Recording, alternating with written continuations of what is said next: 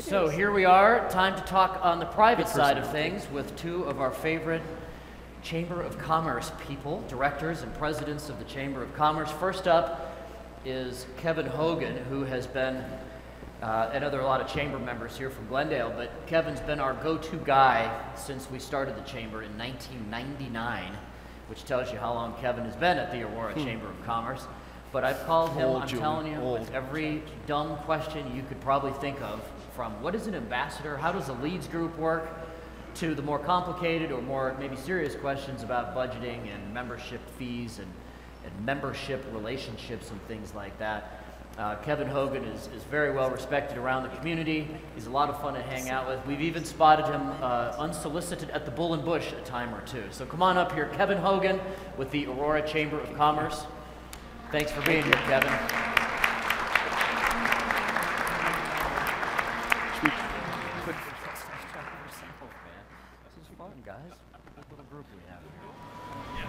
All right, next up we have Kelly Brough. You know her from the mayor's office.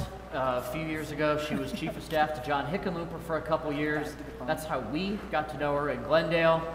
She left that role and took the job as the president of the giant Denver Chamber of Commerce. And I just happened to meet John Hickenlooper at the Bull and Bush, again of all places. And Jerry Peters was there. And when, at the time, Mayor Hickenlooper walked in, and the first thing out of his mouth is, how in the world do I replace a Kelly Brough? What am I going to do? Where do I go for someone like that? And that was how that conversation started. And there may or may not have been a beer or two involved, just for the record. But anyway, Kelly has come into her own really as the president of the Denver Chamber. She works with Tom Clark there. Again, we talked earlier about the value of the core city in a metropolitan area. The same thing I think holds true with the Chamber of Commerce being in the center of the action and really binding the rest of us together and being a resource for the rest of us to use and whatnot. She's loving her job. We even saw her in a stagecoach at the stock show back a couple months ago. She's a Montana girl, and we're thrilled that you're in Glendale. So Kelly, come on up here. Kelly Brough. Thank you, sir. Good to see you. Good to see you. We decided to seat you in the middle because you'll make us both look better. Oh, by far.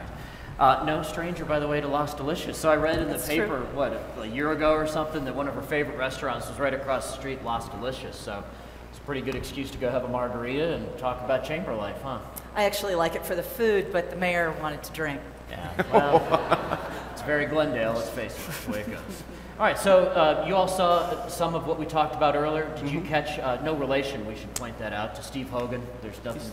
Steve's a good Irishman. I'm a good Norwegian. We just spell our names a little wrong, but thank goodness I didn't have to run for mayor. Yeah. So I got an easy job. Battle over the North Sea or whatever out there, huh? Did you get to see some of what he talked about or not, Kevin? I missed Steve. We just came in and out as he was leaving, but I did catch your conversations with Mayor Hancock. Okay, and then we saw you with Mayor Hancock, of course, and you guys, of course, have a great relationship going back to the city days and whatnot. So we're here to talk about transportation. This is Transportation Solutions. We're here to talk about likes, dislikes, things we want to do, connections, how to make things happen. And what we heard in the first half was, what's that perspective look like from the mayor's point of view? And the public side, you might say. And you've been around, how long at the Aurora Chamber? I mean, since 1912? What's the old, I'm not the oldest chamber president, just the longest serving. All right, there's a couple around the states. Rod down in Pueblo's been around longer, and Diane over in Grand Junction, but all right. Yeah. Well, with that comes a great deal of experience. Kelly's got the public side, now on the private side. I think I'm the only mayor that's also a chamber director as well, so it's kind of fun to play both roles.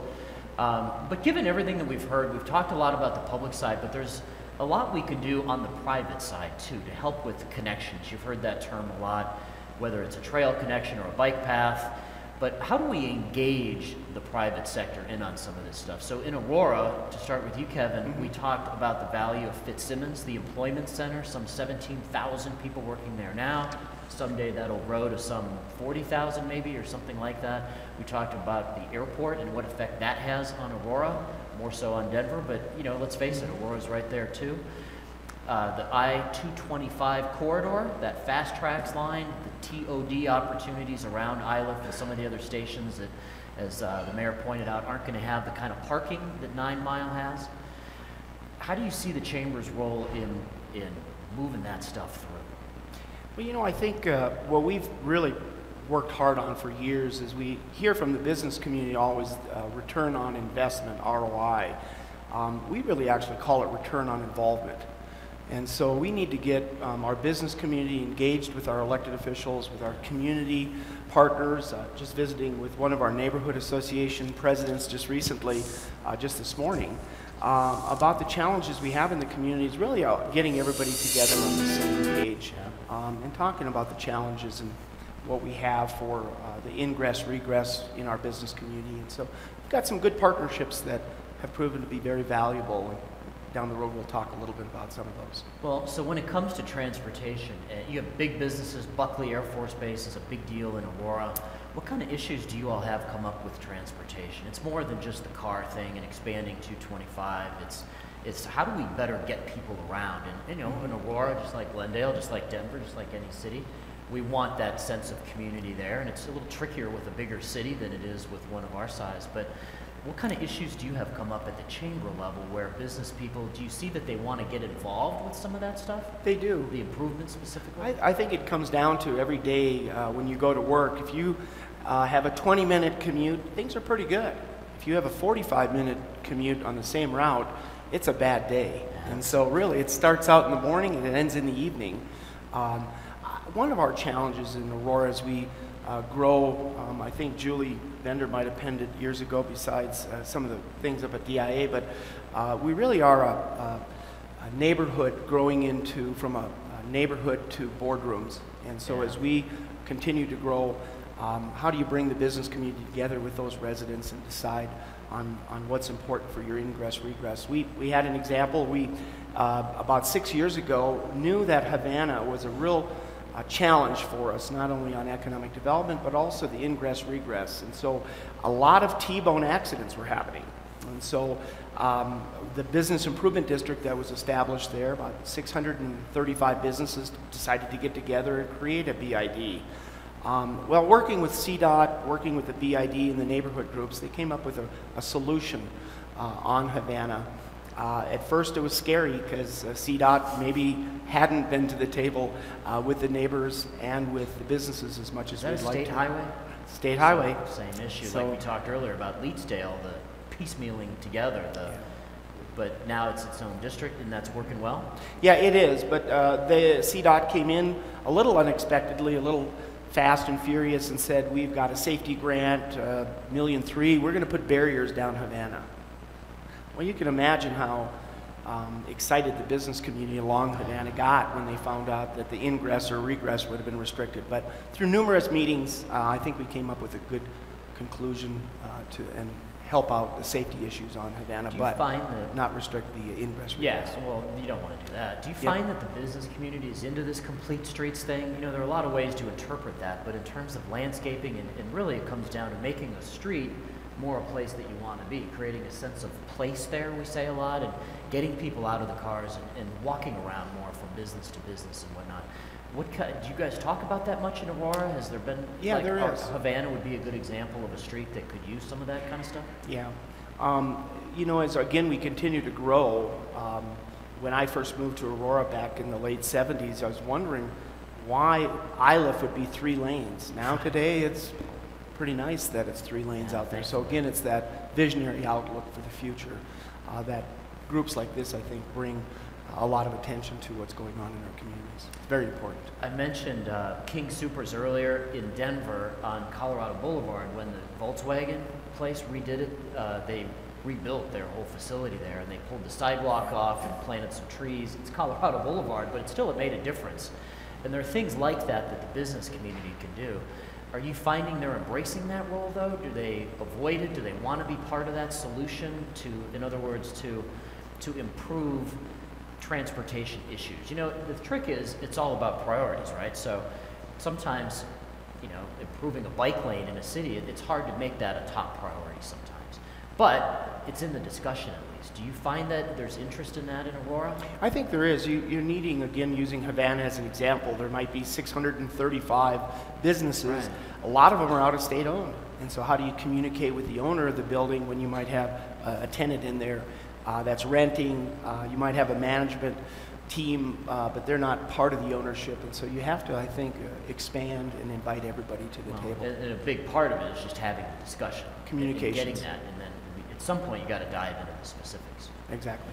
What about, let's go to Denver, and then let's come back and talk fast track stuff, because your chamber has helped raise money for that. Your chamber has raised a ton of money, and we're kind of sitting on the sidelines. But let's talk to Kelly for a minute in Denver about the value that you bring, Kelly, in terms of, you have how many thousands of members? 3,000 something members in the Denver chamber, big companies, small companies. You might say serve similar roles, but again, you're serving the role of the core city chamber of commerce, which tends to be very heavily involved in government activities and in bigger, much bigger projects in terms of significance to the region. Where does transportation fall in your priorities? So in the Denver Chamber, we have 3 pillars that we work under.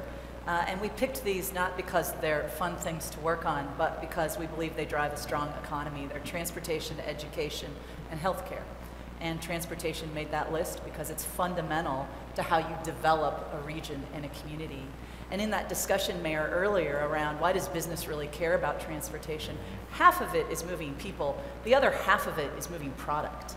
And if you think about DIA for us, it is our connection to the world, not just because we can move executives back and forth or business. And that's very important, by the way, because our economy is very service-oriented in Colorado.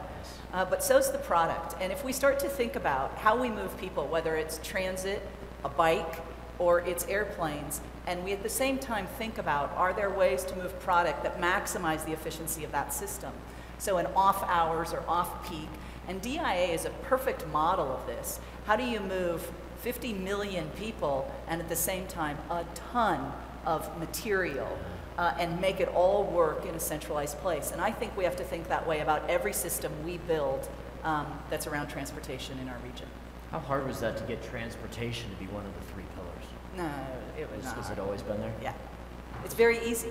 Again, it's fun. If you look at when T-Rex went into place, 2 things I'll highlight. One is DIA.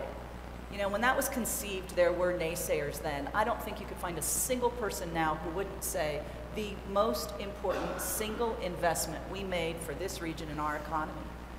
A second place you could look is T-Rex. When that line was developed, the investment, private sector investment that has come around that line is tremendous. And it's as much as tenfold in any other kind of segment in our region. So what we know is those public investments drive private investment. They drive how you develop and what your community will look like and how well you can move people and product around in it. So it's fundamental to our future. Good. Well, I think that's important for this room to understand how important that is to the leaders in Denver there. IKEA would be a good example. Yeah. I'm not sure IKEA would have come. And I think our next challenge is things like, well, fast tracks, but I-70 would be another corridor for us as a region that really matters in terms of our success. Yeah, I agree, because I drove on that. Have you driven that lately, either east to west along I-70, say from the airport over to Golden? Boy, there's some tricky spots on there, not just infrastructure-wise, but just, boy, it seems like there ought to be a better way. And some of that, of course, is in Aurora. And it's conversations like these that we need to have. But the biggest thing is, how do you get the private investment in that infrastructure, or at least to appreciate it? But what I'm seeing more and more is they do appreciate it. And without it, like you just said, hey, I may relocate this new business to town or expand or whatever along that T-Rex corridor. And you're saying it's had that kind of an impact economically. Yeah. Look at Anschutz is a great example. That was a significant public investment that occurred there. And the private investment is incredible. It's going to be probably our largest, it's no question, it's our largest growing economic center. It's going to be, of our future, one of our most critical centers. And we don't have a train that gets to it yet. But it's coming, from what we heard. How's the relationship between you two when it comes to Fitzsimmons? You know, you were very involved, I know, Kevin, in helping everything from the naming rights to helping the infrastructure. I was one of the chairs to save Fitzsimmons, so the rule in Aurora is hire me to do a project that fails and it turns into a rainbow. But both Fitzsimmons and Lowry, if you remember when we issued the challenge with Brough, and it'll come back up again this, not an election year, but Brough is the base realignment and closure. It had a huge impact on us to lose 19,000 jobs overnight, literally, with Fitzsimmons and Lowry. But again, the collaborative work with Denver all the time, with our economic development group, with Tom Clark and his leadership. Joe Blake. Instrumental in getting that developed, and still a lot of problems on there. We've gone back to Rochester, Minnesota to visit a few times at the Mayo Clinic. And you can go back to Rochester. Their campus is a little bigger than ours right now, but not much. And you'll ask their leaders what's the major challenge they've had, and they'll immediately say it's been the same challenge for 60 years, transportation. So be more specific though. Well, even if you were an employee at the Mayo Clinic, just to get a parking pass on the campus, I think it's a 14-year waiting list. It's longer than to get Bronco tickets. But they have a major challenge now. They've developed a tunnel system, a subway system underneath their facilities, about 2 miles of subway. There's no train, but you have walkways. Now it's so darn cold there too, that you keep the patients and the visitors from freezing from one building to the other. But they have the same problem. I think this is unique in that we already have the problems that it took them 60 years to get. So 60 years. Well, how do you get over that in Fitzsimmons, let's say? Again, you want a campus of about the same size, right? Working, the master plan of Fitzsimmons was really developed for a large part of the employees to arrive on the campus by mass transit. And so the light rail coming through there is critical. Aurora has, since 2004, since Fast Tracks was passed, we really don't have light rail from Fast Tracks yet. Again, T-Rex was our opportunity at Parker Road. Now we received about a $90 million Tiger grant to expand the light rail up to Iliff from 9 Mile. But still, the need is great, and so we are really working as hard as we can this year for the election to be successful.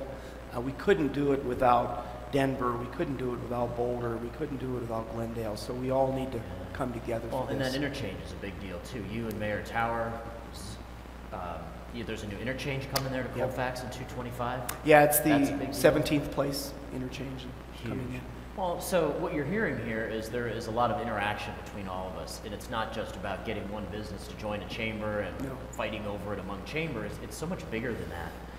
And when you look at Fitzsimmons as an example, taking you said the Mayo Clinic as an example and using that and really learning from it, not unlike what Mayor Hancock's doing, looking at other aerotropolises around the world, and really trying to find the right fit for Denver, because you mentioned that 20-minute commute is one thing. A 40 or more minute commute gets a little tricky there. That's a bad day for sure.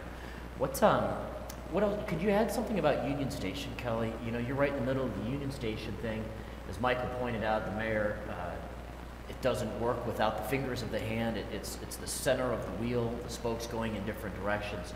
How important is that transportation piece to your downtown scene? There's no question that the center of the hub has got to really work effectively. And it's not just trains that you will have transferring through Union Station, but it's, buses, it's pedestrians, it's bicyclists.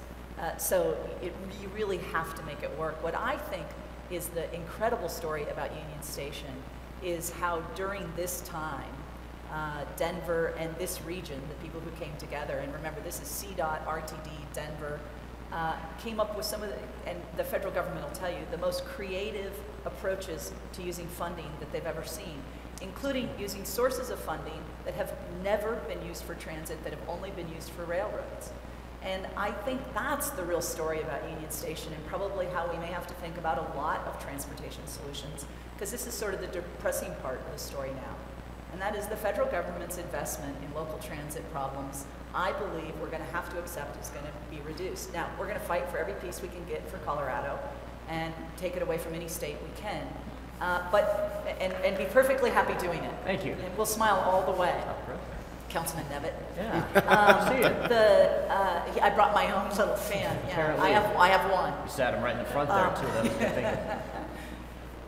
The challenge is, though, as we put pressure on the federal government to solve the deficit, we're going to have to accept that we will all suffer a piece of that solution if they really ever decide to do it.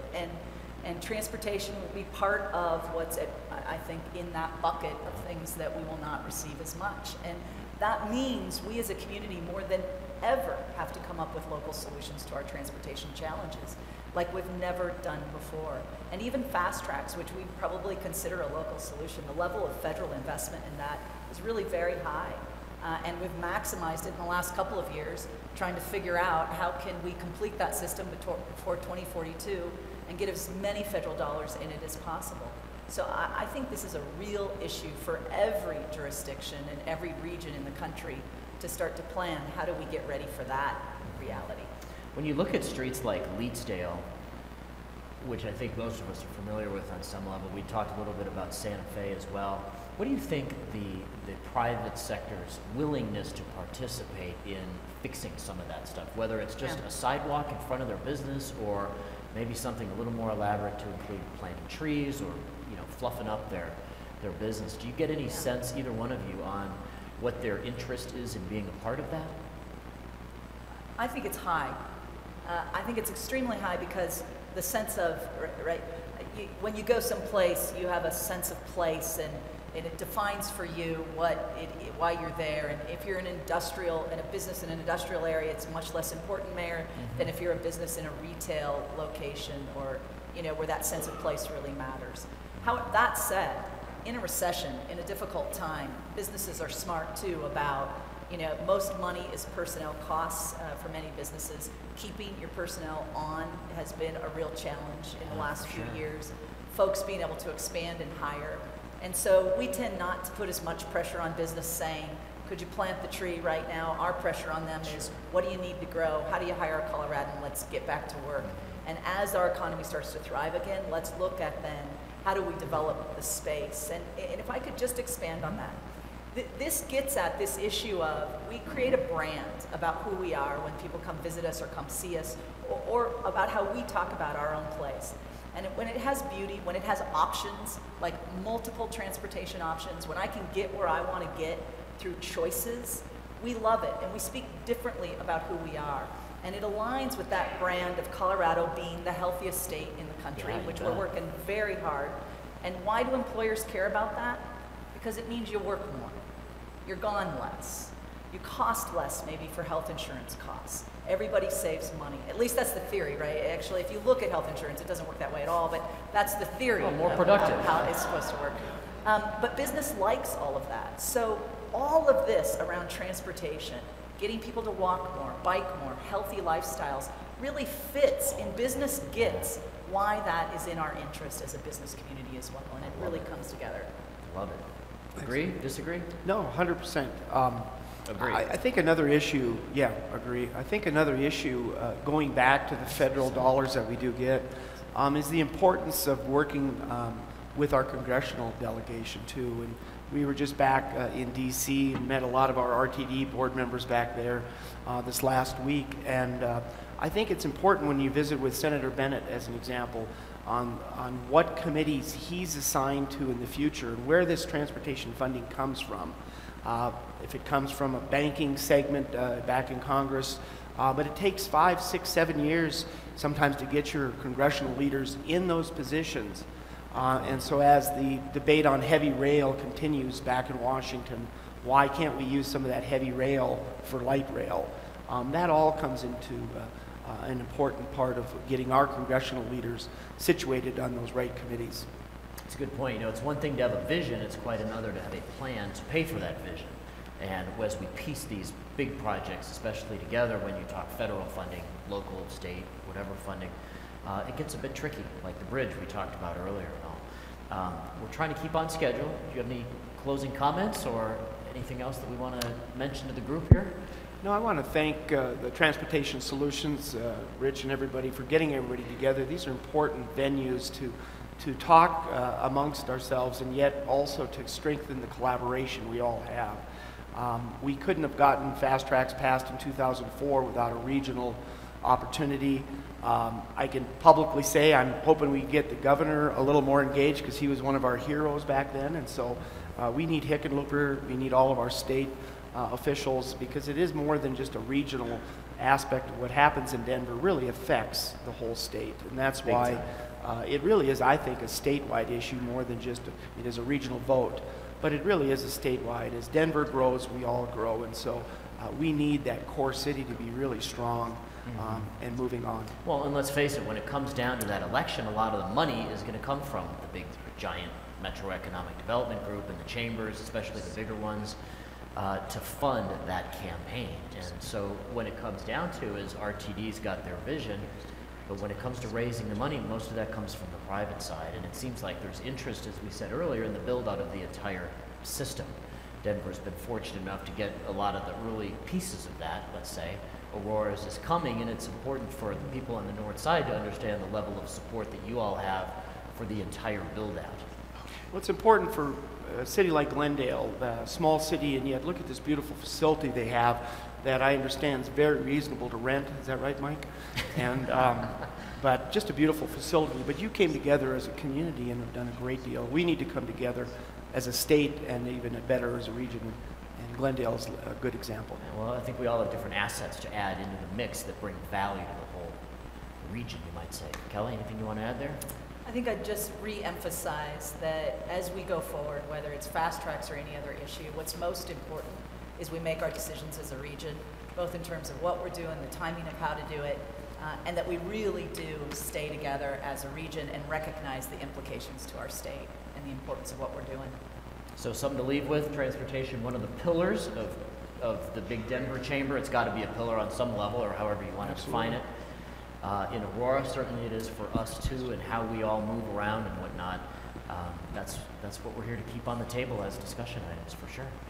So with that, that brings us to an end. You liking the job? Yeah, You're kind of new here. I was wondering, Mayor, when do you get a TV show and we get like regular appearances? And what do you, Maybe that would be fun, That'd be Glendale fun. style or something. We've had a lot of fun in this room and on this stage and with people of all sorts, so thank you for saying that. Thanks for being here. yeah, good Thank to you be here. for Kevin. your leadership, because you leave the mayor's role, but he does stay on as a chamber president. So very good bargain to join the Glendale Chamber. So before you leave today, just write a check out. Nice plug. A great membership, and they'll do you a great. Well, I hear it's a good gig, the chamber life, so It we'll is. stick It's a there fun doing job. that. We have the three of us have probably some of the funner jobs in the whole state. It's a nice club to belong to, so Thank thank you. you very, very much. I All think we right, got time good deal. for one. Oh, question. sorry, wait, I'm sorry. questions. Here I am trying to keep to a schedule before us here. By all means, if there's think just- schedules, let's hit it. Thank you, Rich. We're not done yet. Hi, hi, I'm George Thorne, and I have a question for Kevin. Can you hear me? If you look at the Transportation Solutions Service map, there's one thing that ought to pop out at you, and that is we like light rail stations. And all those blue circles or octagons that are light rail stations are one of the reasons we expanded our district, but there's one on there that's orange or yellow, depending on your eyesight. And that happens to be Iliff Station, which is right in the middle of the area in Aurora that I think is going to get a lot of attention here very soon. Already started with the Kiewit proposal. Whether Fast Tracks goes forward or not, you still have the issue that you're at Iliff. That's great news.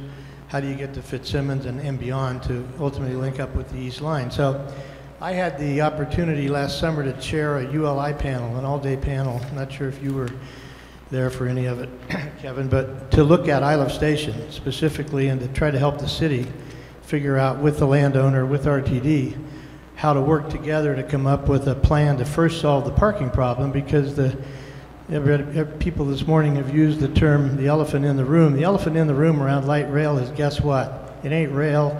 It's not even all these other cutesy smart growth, sustainability. It's parking. And if you don't get the parking right, you have a big, big problem. And you come back several years to many years later, and the first thing you have to do is fix the parking. I can see my friends at RTD nodding their heads. So you have a parking problem.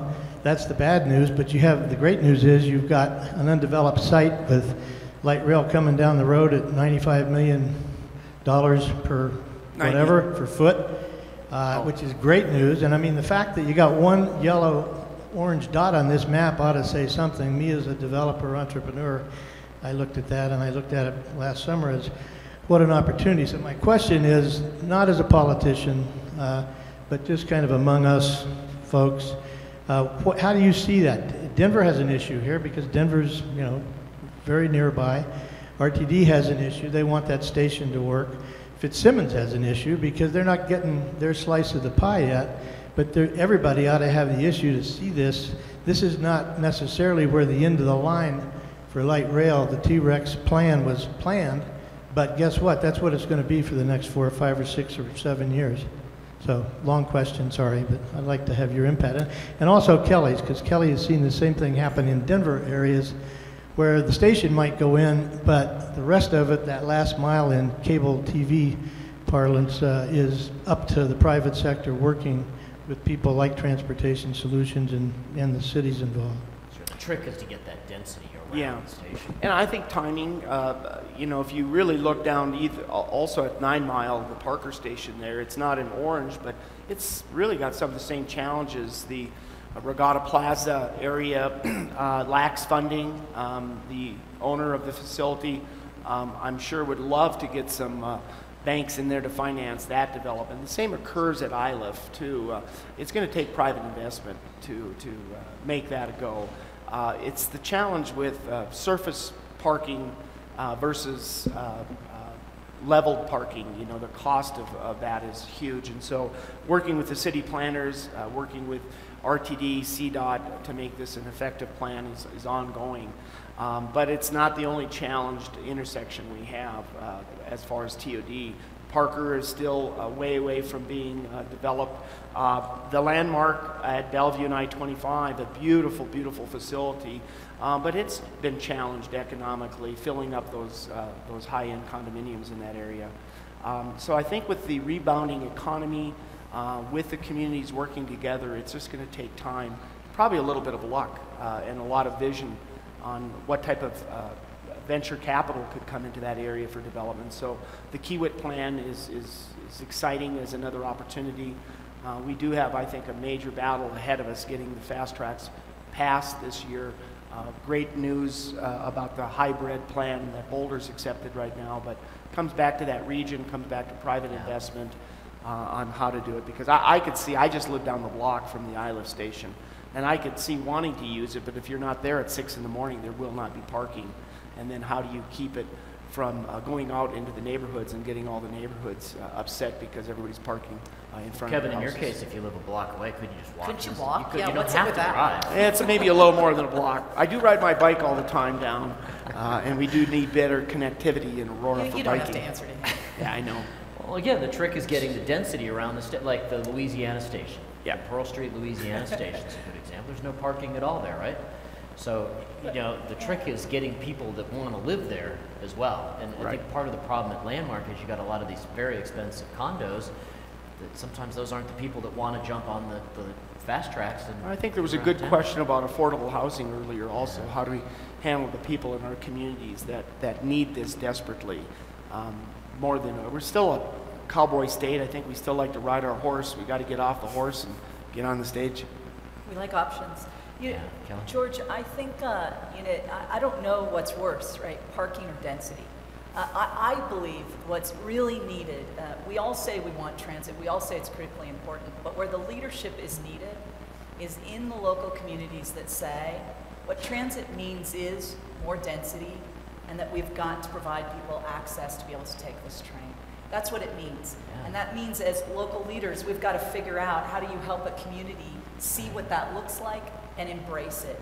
And I think every person, when you say the word density, everybody gets a visual in their head. And it is probably different for everyone. And I think part of our obligation is to be able to show people, this is what it can look like. This is what the development can be. And it's a very positive opportunity, I think, to create. And the young, hip kids desperately want to live at these stations. It is the happening place. They are huge attractions. And I think it's just like, it's like you build it and then we want everyone to just say, yeah, that's the vision we embrace. And it's just the next step to me. And it is the real leadership challenge. It's not embracing transit. The real leadership challenge is embracing the development that has to come around it to really maximize the benefit of transit. You've lived it. You're going to keep living it. We're not, I'm going to tell you it's going to get better, but it's not going to get better for a while. What? Living the dream, George, that's right. Good point. Well, in Glendale is a good example. You got 5,000 people stuffed into what's literally half a square mile, 369 acres. So, granted, it's not for everybody, but there are condos and townhomes and lots of apartments, but we have parks in each quadrant of the city, and it's a lifestyle choice is what it comes down to. With that, how are we doing? All right, we're going to exit the stage together as a trio, but before we do, we want to bring up and introduce Rich McClintock, the Executive Director with Transportation Solutions.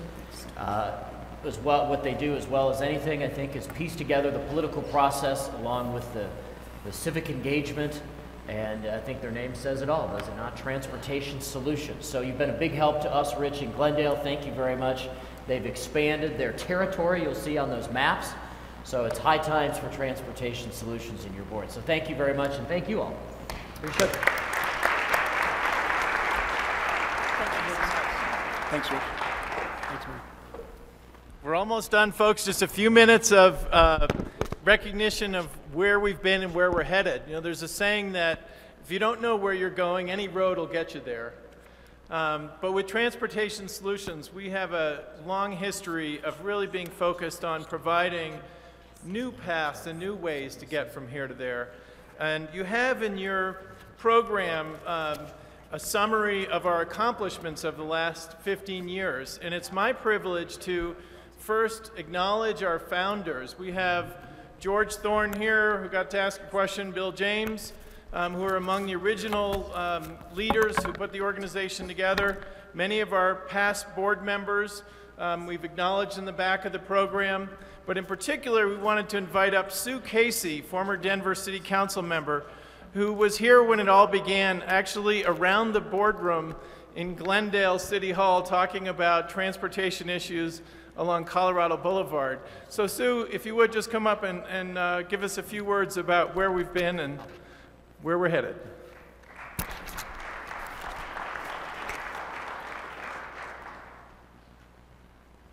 Thank you, Rich. It's a real pleasure to be here so many years later. As I'm sitting there thinking about how different it was 15 years ago at the beginning and how much is the same. 15 years ago, we didn't know what TOD meant and livable communities. We were just trying to learn what those concepts were. And when I first came on council, we didn't have mayors hugging each other. We had war on Colorado Boulevard. We had community leaders and neighborhood organizations who hated city council members, and city council members from different cities who wouldn't talk to other city council members, and developers who thought city council members and neighborhood leaders were communists, and it was war on Colorado Boulevard. And a few folks thought maybe we should get together and think about this TMA thing. Well, I'm new to council, and I don't know all these letters, so I'm thinking TMA, and I'm thinking, we're all going to meditate, you know, transcendental meditation, and I think, well, maybe that's the solution for Colorado Boulevard. And it turns out it was, because when people get together, members of the business community, government leaders, and neighborhood leaders, we found something very interesting in that we didn't have to be at war. And the whole concept of public-private partnership that this room represents started for us around those little tables where we talked to one another, and we found out that transportation issues and transportation solutions were something that we could all agree upon. And the most important thing we did in those early days is we tried to find a few little things that made a huge difference that business leaders and city leaders from a variety of cities could agree on. And one of them was that sidewalks on Colorado Boulevard shouldn't be unsafe, so that when buses let people out, they didn't let them out in the middle of the road. And the other thing that we did that is very much still in the discussion today was transportation, getting from one part of the city to the other. Now, Rich may tell you that we used to have a thing called the B line, and in the literature it's with a B. We called it the B line, B-E-E, and George Thorne and Michael Sheldon and Bill James and I and a bunch of others actually went out and painted, never mind wrapped the little buses that would go from one place. We painted the buzzing bee on the side of the buses. Those are still the kind of small things that we need to work with RTD and with the BID and with the Chambers of Commerce. We knew we needed it 15 years ago. We still need those kinds of connections today. I'm thrilled that instead of having 5 or 6 of us in the room for a year or two, that we now have hundreds of people who not only know what TOD stands for, but are living it and are acting it.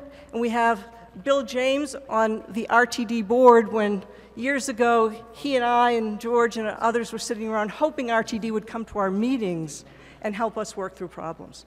So thank you all for being here today. Thank you for the work that you do every day. The members of City Council are now so active in this quarter and continuing the tradition from both cities, the old mayor, the new mayors. When we see today mayors actually rubbing heads and kissing, it's a whole new world. So things can happen. Thank you very much. And thank you, Rich, for all that you do.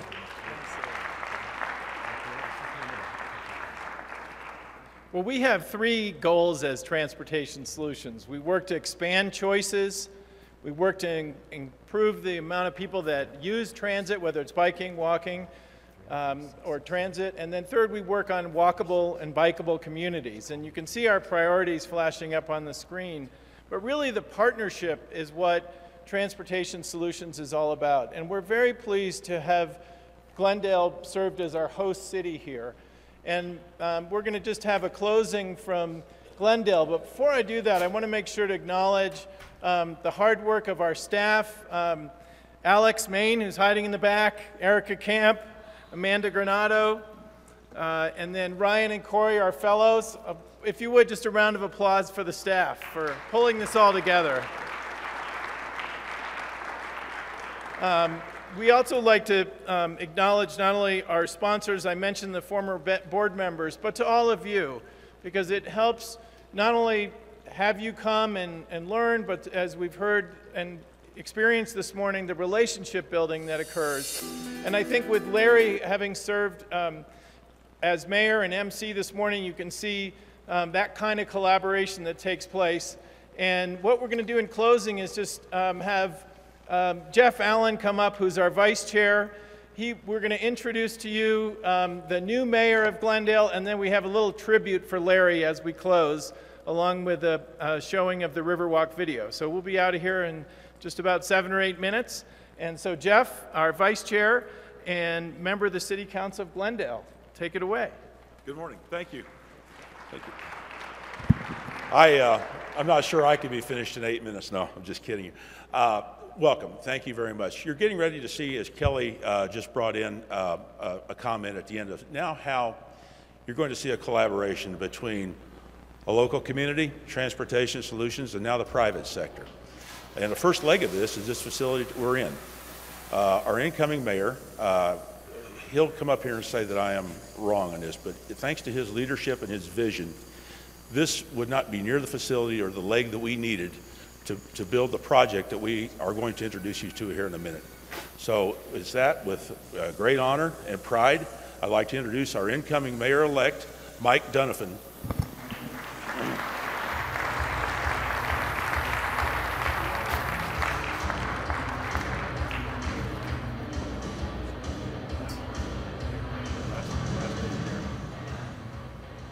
Thank you for having me, Jeff. Thanks for the kind words. He informs me that I have to shave my head now. It's the only way I'm going to fit in. I want to briefly tell you what we're doing from a legislative standpoint and what it means to us and what it means to the local area. The Regional Tourism Tax Act is a TIF financing act for now 2 cities over a 6-year period, and we've been wrangling back and forth in the legislature.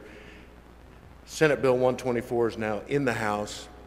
We would like to see all the cities who've made an application fail on their own. We'd like to take the politics out of this and allow infrastructure costs to be covered by the ability of a city to bond for those infrastructure numbers. It has changed and morphed. Cities have put a lot of money into this. And so I would urge you to, if you have a chance to talk to your representatives, allow us all to let the street, the bond brokers, choose the winners and losers and not the politicians. That's the entrepreneurial spirit of Glendale. Go do it yourself. In 1998, thank you. In 1998, I chaired the Strategic Planning Initiative. That initiative revolved around the future of Glendale, the most densely populated city in Colorado. 13 languages are spoken in Glendale in this 369 acres. We have a fairly low socioeconomic demographic. A lot of people in this room started in Glendale, in an apartment someplace as they were completing school and matriculated out. Well, we had a problem of finding out what to do with that socioeconomic demographic while at the same time having a very, very robust tax base. At that time, it was 96% sales tax oriented. It is now 59%. When this administration and Larry's administration and one prior administration came in, we had a double B- bond rating. We cut our city staff in half. We cut the code book in half. We now have a double A- bond rating. Tax collection is up by 23%. You must figure out a way to pay for it or you can't do it. That's the question we ask ourselves. When we changed from the old Glendale into the new Glendale, it was contemplated a Riverwalk. What would be the adjunct to the Riverwalk? What is our identity? Well, we thought of an identity. The #2 sport in the world is rugby. It is also the least expensive team sport to play in the world. Fitting our demographic, we can put a pair of shorts on a kid and hand him a ball, and he can play this great game that is played by 117 nations around the world. So a kid who didn't think he'd get out of Arapahoe County is now on a rugby tour in Ireland, staying in someone's home. It's a life-changing sport. It fit us perfectly. It is the highest socioeconomic demographic monetarily in the world. The #2 sport in the world now, we are Rugby Town, USA. Some of the people in this room remember the directions you used to get. Well, just go to Shotgun Willie's and take a right. You can find Glendale.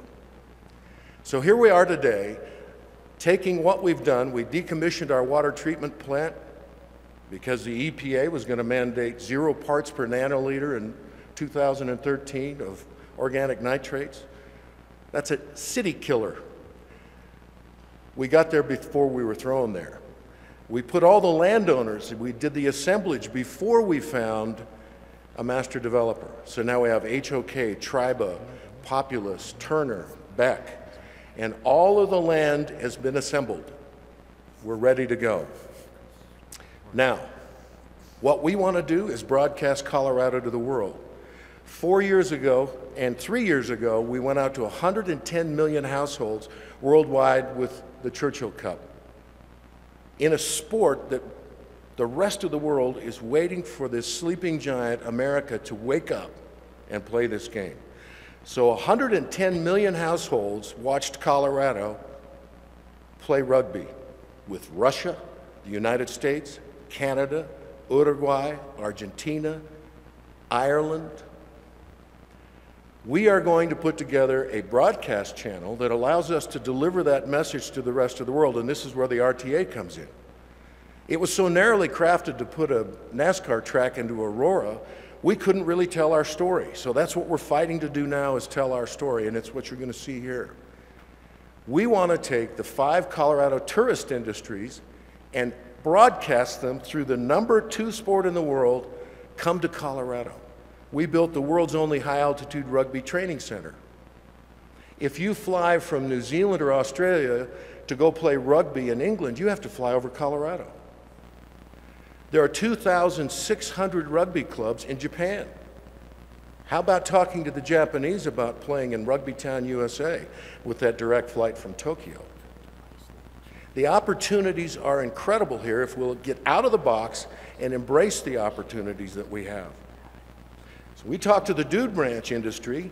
You'd be surprised to find out $108 million a year business. Where are your clients worldwide? Japan, 2,600 rugby clubs. England, Germany. How about inserting a commercial in the broadcast we own and talking about the dude ranch industry in Colorado when you come on a rugby tour?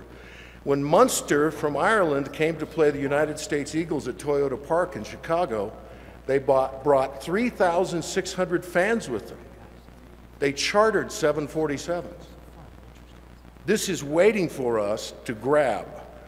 We need to be able to bond against it. That's all we're asking.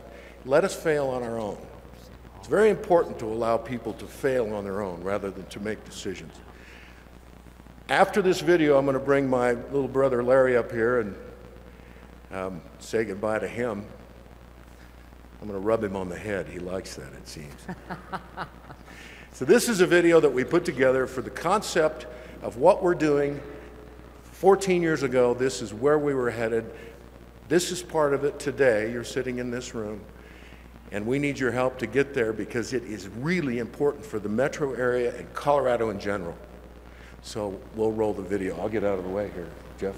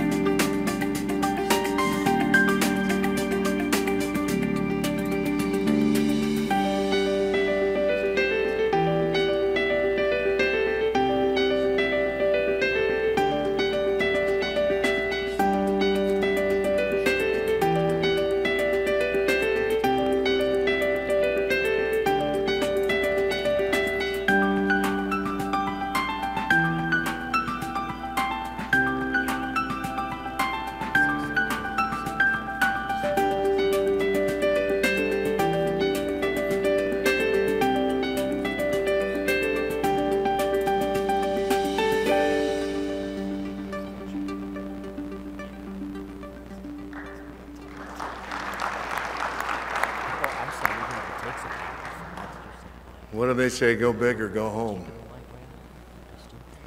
We have a private reception later, and also we'll be available for questions. I'd love to answer any questions you might have. But at this time, we've got some very important business. I'd like to invite the mayor of Glendale, Mr. Larry Hart, up to the stage, please. They asked me to roast you, but I refused to do it. We do enough of that already. Larry came here, was in town for, I believe, a week, and was burglarized. Is that correct? That is about right, 2 weeks. So it's gone uphill from there. He's been a part of everything we've done here for the last 9 years. Watched us lose the first election and said to him then, it's the first inning of a long baseball game. His leadership and the collaboration that he has pulled together in the metro area, has served as the chairman of the Metro Mayor's Caucus, has put Glendale on the map. Thank you, Larry. Congratulations. Little token of appreciation for Transportation Solutions. Larry, we want to put you on a bicycle from your favorite shop. It is indeed. Mark should be here. Mark Vellet from Campus Cycles. Yeah, exactly. That's cool. Thank you. Exactly. Well, he knows we've gotten to know each other pretty well. Okay. And to take care of that lovely crown of yours. Oh my there gosh. You go. Thank you. Exactly. And ooh, head and butt cream. Head and butt cream. All right then. Wow. Happy rubbing. Make sure those go on the right place there. Good stuff. Thank you, Jeff. Thank you. Congratulations. Thank you, Larry. Appreciate that. Larry, take us out. This is how we wrap it up, huh? With some bicycle gear. I appreciate that very much. I've loved every minute of being the mayor, as you're going to find out, Mike. And Jeff's been on the council for a while. We have Paula from our city council, Paula Bova here as well. And there's just a lot to be gained by finding ways to work together. And one of my favorite things to talk about is about 20 years ago, the guy that I worked for taught me that about 85% of success in life comes from the people that you know and the relationships you have and the way that you deal with people. And the other 15% is that specialized knowledge that you can rely on certain people to get. And that played, thankfully for me, into my personality type and whatnot. And it's really the thing that I'm most proud of it all in Glendale over the last 10 years is building the team that has collectively changed the culture of Glendale and created a greater sense of community. And that's not just the city council, but also the staff and our Chamber of Commerce and even the residents and the buy-in from the community. And it's something that has really, I think, served us well and puts us on a path to even greater things in the future. So with that, I hope this was valuable for you this morning. It's been a lot of fun. We broke it up in half with the mayor thing and then the Chamber of Commerce thing. It gave you all an opportunity to see some of us interact, and it gave you maybe some insight to some of the discussions that we have that hopefully down the road serve a greater purpose. So with that, we're all in this together. We're all connected. Transportation is important to all of us for very different reasons, but for most of this stuff, we find ourselves mostly on the same side of. So let's keep that in mind as we move ahead in the future, the road ahead, you might say. So with that, thank you very, very much. We'll see you soon.